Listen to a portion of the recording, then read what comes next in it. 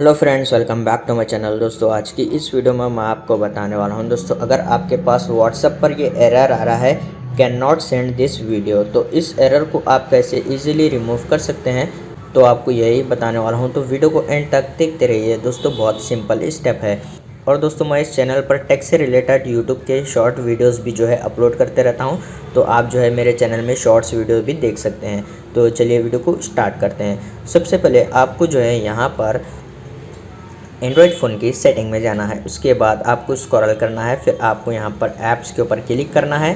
उसके बाद आपको यहाँ पर मैनेज ऐप्स के ऊपर क्लिक करने के बाद यहाँ पर सर्च बार में टाइप करना है व्हाट्सएप। ओके, तो जैसे कि आप यहाँ पर देख सकते हैं व्हाट्सएप यहाँ पर शो हो गया है, तो आप इसको क्लिक कीजिए, ऐप इन्फो ओपन हो जाएगा। उसके बाद दोस्तों आपको यहाँ पर सिंपल क्लियर कैचे के ऊपर क्लिक करके ओके कर देना है। ओके, उसके बाद आपको यहाँ पर ऐप परमिशन में आना है और आपको यहाँ पर चेक करना है आपके पास यहाँ पर सारे परमिशन अलाउ होना चाहिए। जैसे कि आप यहाँ पर देख सकते हैं मेरे पास एक भी परमिशन यहाँ पर डिनाइड नहीं है।